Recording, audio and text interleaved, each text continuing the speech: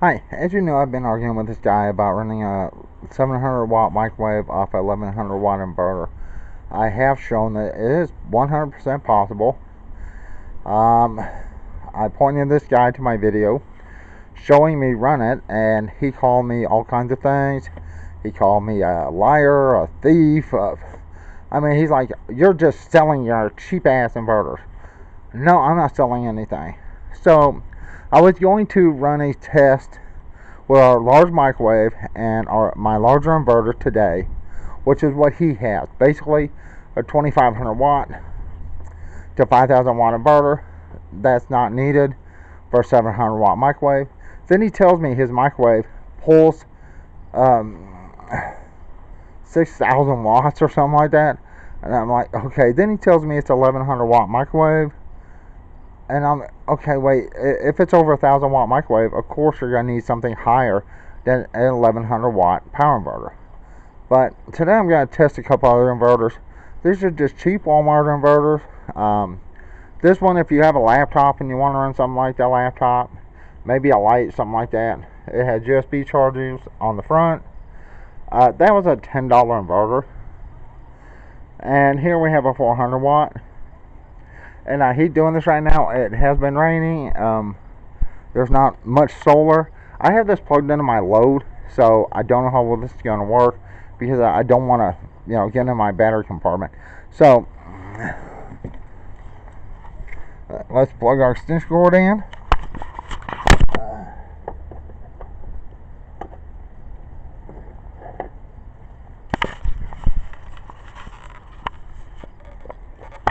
And unfortunately, we have to go in the house. I am using my girlfriend's laptop.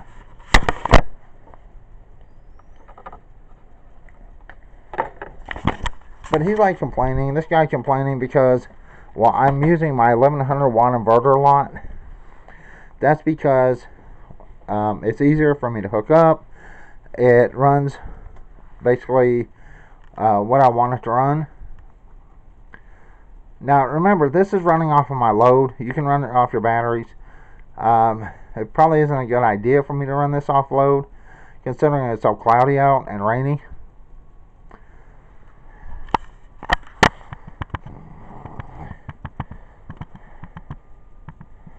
Both these are, I believe, modified sine wave inverters. For a pure sine wave inverter, it costs a whole lot more money.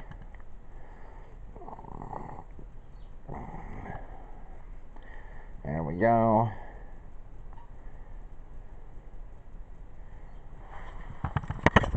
Let's see. I have to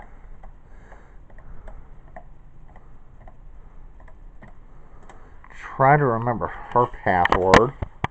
I am using her laptop.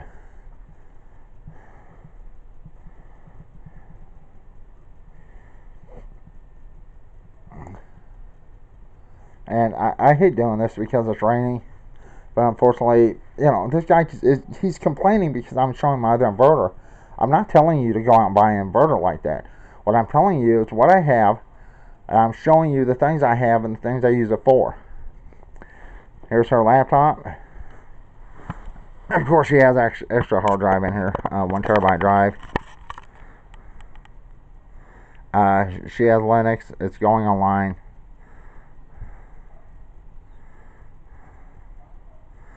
So, yeah, it seems to be working to power the laptop. And I did actually buy that to run the laptop. Let's just shut this down.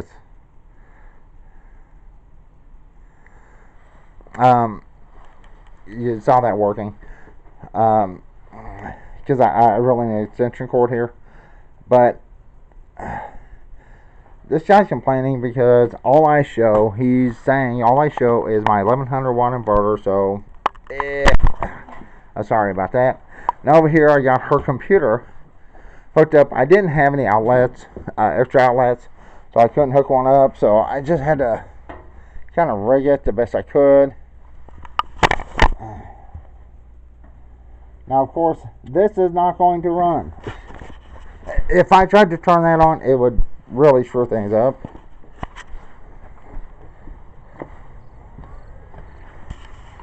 Alright, let's unplug this.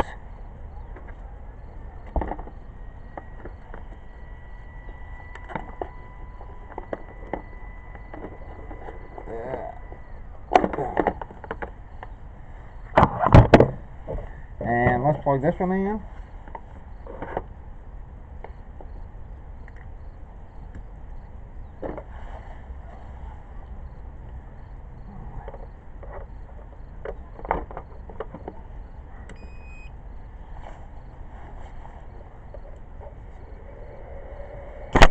There we go.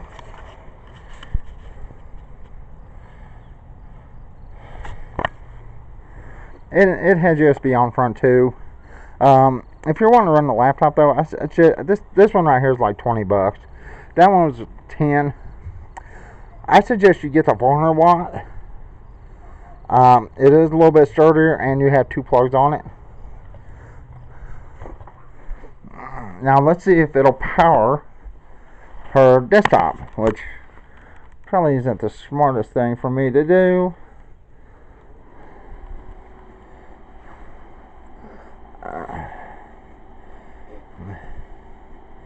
Now the inverter itself is not grounded right now.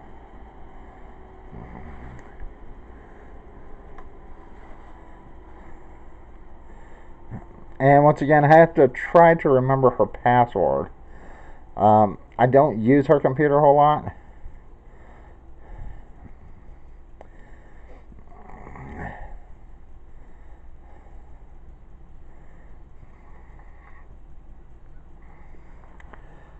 I think this is a different password than her laptop.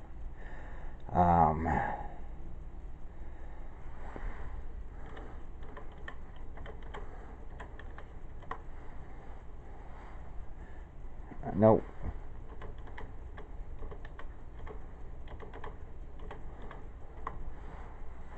No, I guess it is the same password.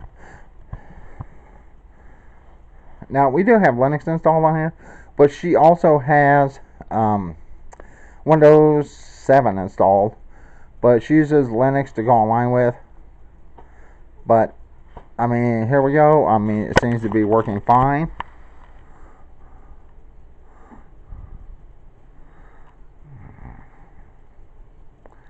So, you know, I was trying to think, you know, I don't want to leave this on because all this junk's just spread out. But here's what I'll do. I'm going to plug this. I'm going to plug it into the laptop and I'll turn it on. And let's see if it charges.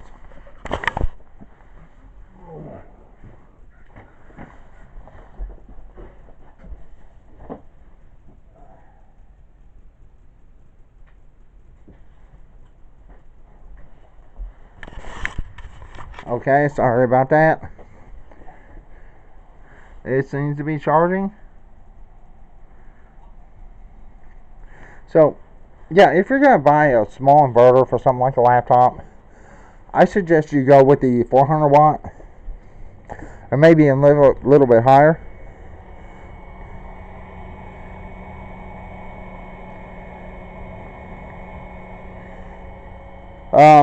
These are not new inverters. I think they're like 4 months old, something like that, 4 or 5 months old, that I bought, and I've never used them. Once again, the little 120 is like $10 or something like that. So if all you want to do is charge USB and maybe run a laptop or something, that's fine. But if you want anything over that, you know, you can hang it up. My charger controller only kicks out about 10 amps on load. I've already shown that. And these things look brand new because I've had them. I just never really used them. And once again, it's running off load. If I was going to hook this up permanently, I'd hardwire it in. I'd make some heavier cables, and so the current would flow easier. And once again, it has USB on the front. But this guy's telling me, you know, I don't show anything other than my one inverter. That's wrong. It's a lie. I have shown my Cobra inverter before, and now I'm showing these. I just never had a need for these because my 1100 watt inverter powers pretty much everything I need it to do. So if I'm going to hook up an inverter, I want it to be able to carry what I need to carry at the time. Uh, like I said, if you're interested in a little inverter, you know, the 120 watt is like $10 or something like that at Walmart. This one, I believe it's 20 or maybe 30, something like that. I think it's around 30, 29 or something. I don't know. I can't remember. It's under 30, I believe. But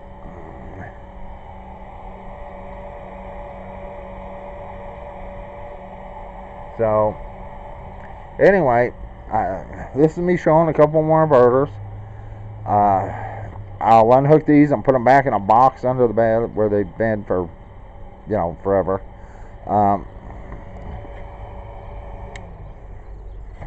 There we go. That's off. The laptop's no longer charging. But anyway, like I said, this guy's really ticking me off. He's calling me everything under the sun. In my comments on one of my videos, if you read through, he's telling me that it's 6 kilowatts is what his microwave's pulling. That's 6,000 watts. And I'm like, I don't know any microwave in the world that pulls 6,000 watts. I'm sure some industrial ones maybe. I've never heard of one myself. But I asked the guy, I figured it out for him. It's 6,000 watts at like 120 volts or whatever. I figured it 110, 115, 120 for this guy. Each one is over 50 amps. Okay, so it's 6,000 at 120 volts. I believe that was 50 amps right on the nose. No electrical outlet that I know. Your basic electrical outlet carries 50 amps. They carry 15. Your extra heavy ground fault plugs carry 20 amps. And most electrical services are 2 to 300 amps. So if this guy's microwave is pulling 6,000 amps, not amps but watts, that would, at 120 volt, that would be 50 amps. So that would be 1/4 of his entire electrical service just running his microwave. I mean, no, it would never be able to be plugged into a regular outlet. So the guy's absolutely wrong. But anyway, here's some more inverters.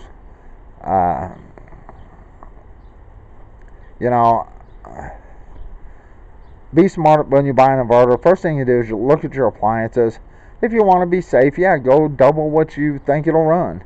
That's not an issue.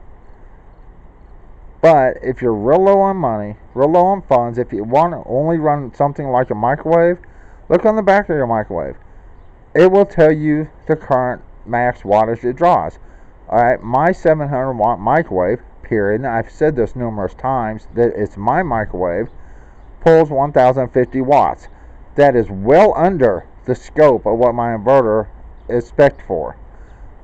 My inverter runs at 1100 watt continuous, 2200 watt peak.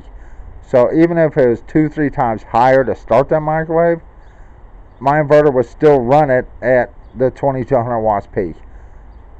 I've said it a few times. Yes, my 700 watt microwave runs just fine off my 1100 watt power bright inverter. No, I'm not hawking power right. That's what I own. These are what I own. I own a large Cobra, 2500 watt Cobra. I hate using that thing. It takes 4 wires to hook up plus the ground wire. I absolutely hate that. And I had these real big cables on there. So if I have to pull something heavy, I have 2 gauge cable on there. It takes 2 hots, 2 negatives or neutrals, and then a ground wire to hook that thing up. I have 2 batteries. So if I had a huge battery bank, yeah, it wouldn't be an issue. But hooking all that up to 2 batteries, it's just a waste to me. But anyway, you saw the inverters here. Like I said, they're pretty cheap. I think this was like, I don't remember. I think it was 20. $9, I think. 29, $30. And this one I know was like $10, $9 and $10. But if you want to make sure your inverter can carry what you need to carry, get a little bit stronger inverter. I've said that numerous times too. But anyway, this is a review on these two inverters. They seem to work fine. The 120 watt inverter, if you're running a single light, sure, if that's all you need, or maybe a fan, a box fan or something that pulls low wattage, sure, you could use that. If you want it for a laptop, I would recommend you go a little bit higher. I mean, the 400 watt is a good mid-range size for a laptop and maybe a light, and maybe some other things. It did run my girlfriend's desktop without an issue. So if you don't have a laptop and you have a desktop, then this one or even a little bit higher inverter would be perfect for you. The wind is blowing really bad out here. I don't know if you can see the stuff. It's getting a downpour, so I gotta get this stuff in the house. But anyway, that's it. Everyone have a good one.